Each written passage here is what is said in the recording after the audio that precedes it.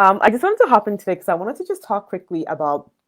I don't know if a lot of you have heard about it, but it's called Trojan Horse. It's like a marketing principle, and it's something that I really wanted to discuss here because I think this is so key and something that clearly, there's one thing that I see, especially heart-centered entrepreneurs do, and where they have such struggles conveying their products they're offering, people connecting with it. It is because of this concept, and the name just came from, and it's like from when the Greeks invaded Troy. Like Google it, you'll find the whole history behind the word. But the whole concept of it in terms of marketing is where it's really about selling your customers what they want, but giving them what they need. So you sell your customers what they want and you give them what they need. As an example, so often, especially as experts, right? A lot of you here, you're experts, you're in your niche, how to take somebody from point A to point B, whether it's from your products and services.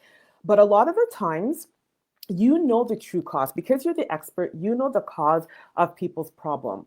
However, the customers oftentimes, or your prospects oftentimes, may or may not see the cause as a cause. What they're so fixated on what their problem is all of the symptoms.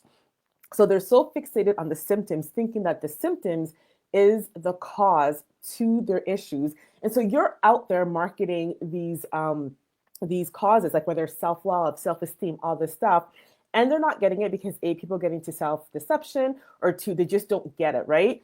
And I've heard it for some people are like, well, isn't that kind of deceptive, selling them what they want and giving them what they need? No, because especially as expert, because you know the cause, right?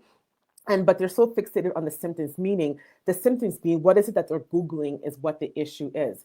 And so if they come in, if when you use the symptoms, you're meeting them where they're at, using the words that they're describing is the issue.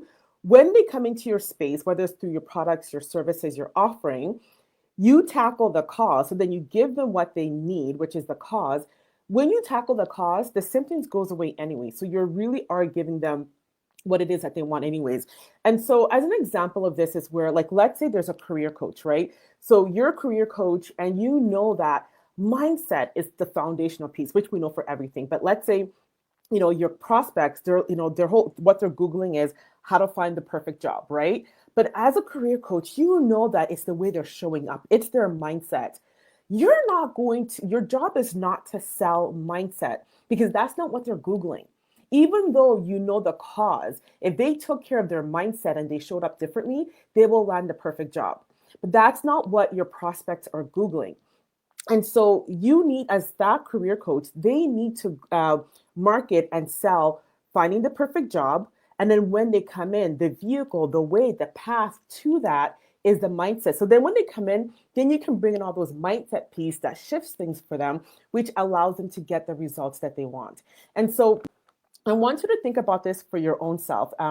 Whether it is in your social media posts, especially in your sales copy, right? Any sales copy you have, whether it's on your sales page or social media posts, where are you focusing on the cause, telling them about all of the cause versus the symptoms where they're not connecting, right? So start to pay attention to your marketing copying, everything that you're doing to say, are you using words like if you're a prospect right now are Googling the issue that you solve, are you using those words that they're Googling? She's like, oh, you're right. I know their struggles.